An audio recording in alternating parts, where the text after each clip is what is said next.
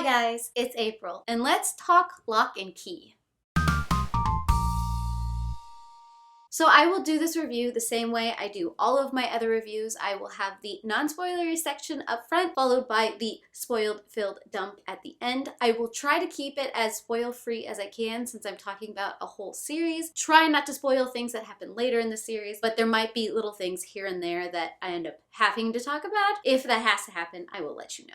So with the new Netflix show coming out, Locke Key, I decided I needed to finish the whole Locke Key graphic novel series by Joe Hill and Gabriel Rodriguez. When I read the first volume of this one, I knew there was going to be something really, really epic about this series. This series follows three siblings, Tyler, Kinsey, and Bode, as they and their mother move into the Key house after a very tragic event. When they get to Key house, they start to discover that this house is hiding some secrets. Littered throughout the grounds, the siblings start to find different types of keys. Some keys will lead you to anywhere you want to go. Some keys will let you be a ghost. Some keys let you fly. And then there are other keys that let you look inside your own head. The possibilities are absolutely endless. But the house isn't just hiding these keys. It is also hiding a dark past and some truly epic evil. Throughout this whole series, the siblings are discovering these keys and dealing with some very hard, painful life events. It is a very dark series,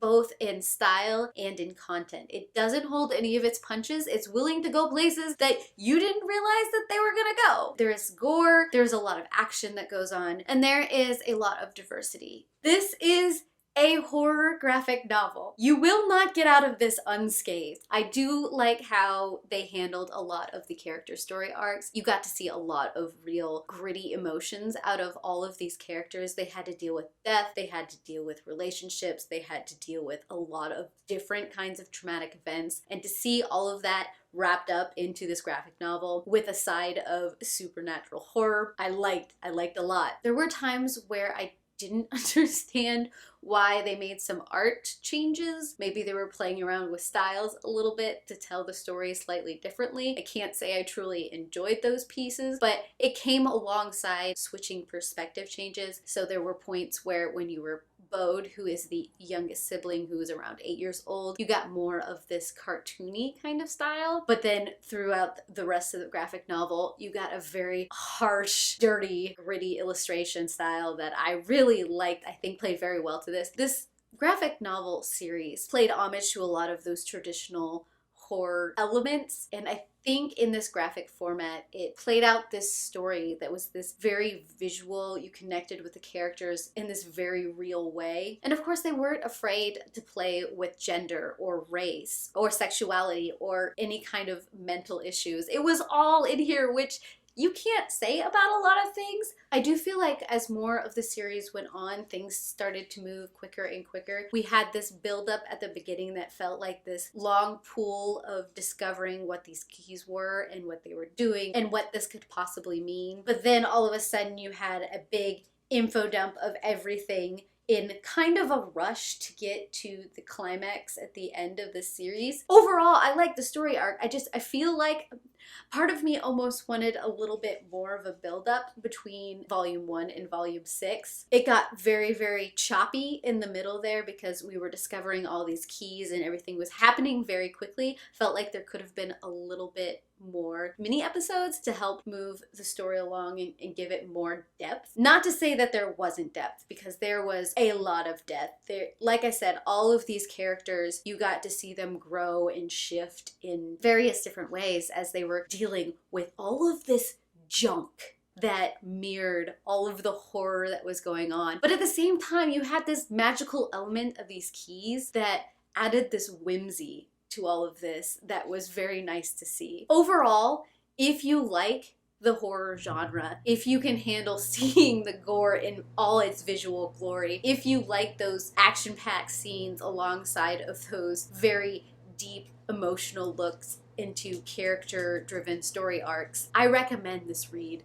I really do. I would love to hear your thoughts when you do read it, so come back and talk to me. But I am now going to jump into the spoiler section of this review because I have some things. Now, when I heard that Locke Key was going to become a Netflix show, I originally thought they were actually going to take this horror Netflix show and put it out for all its glory. This graphic novel series feels very much adult driven. It might be maybe new adult almost. There are a lot of very hard things that I don't think fits well into a younger audience. But when I saw the trailer for the Netflix show, it feels like they are pulling it a little back from how adult some of it is. It almost feels a little more whimsical and magical. So it will be interesting to see the differences between this very dark, very adult themed graphic novel compared to whatever it is that Netflix is going to put out. Because the series starts out with the siblings' dad being murdered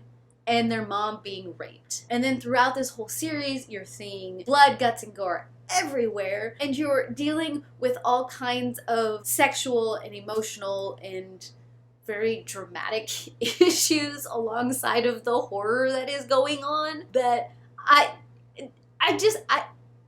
part of me wants a true adaptation, but the other part of me is very open to what Netflix may be bringing. But as for the series itself, Dodge was a very interesting villain.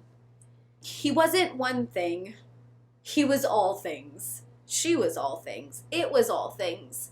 And trying to figure out what the true motivation of the Dodge character almost at the end was a little bit of a letdown. I mean, power, world domination, I guess I can understand, but I almost wanted it to have a little bit more depth than that, since it was this parasitic creature that took over the host and has been creating all of this mess in the first place. But at the same time, it still has a little bit of the original Dodge, so you would think that would sway things a little bit, but it doesn't.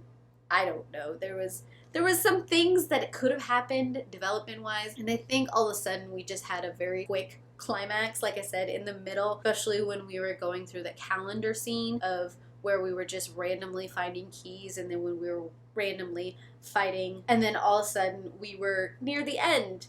I felt like there could have been so much more, since there are these huge amount of keys that all do different things. Just seeing episodes around some of these keys would have been nice rather than just random snapshots, especially when we went back in the past and we saw some of these other keys that all of a sudden had these other abilities that we never really got explained. It's just all of a sudden, oh, we can do this now. I don't know. I just wanted to see them discovering the keys and discovering what these keys do, rather than all of a sudden at this epic battle, these people all have these abilities because of these keys that we sort of saw a little bit in these small little snapshots. I like getting info. I think that's the main issue I have. I wanted more info because this whole world is so interesting and fascinating to me. I like it. I like it a lot. And I have to say, probably my favorite part out of the whole series is when we started going back in time and we started seeing Dad and what led up to Dodge's death that we sort of saw how many chapters before that.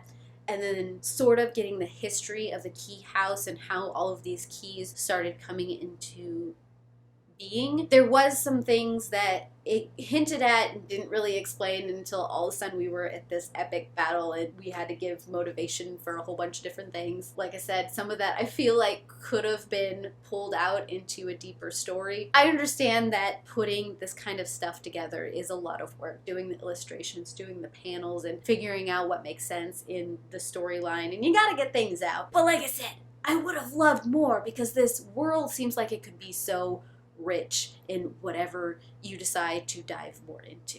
That's the biggest thing. I just want more, which I think says a lot about the series. If I want more, it's a very good series. So tell me down below what you think of this series. Tell me your thoughts down below. And of course, if you want to keep up to date with every time I put up a review, subscribe down below, and I heard your beautiful faces.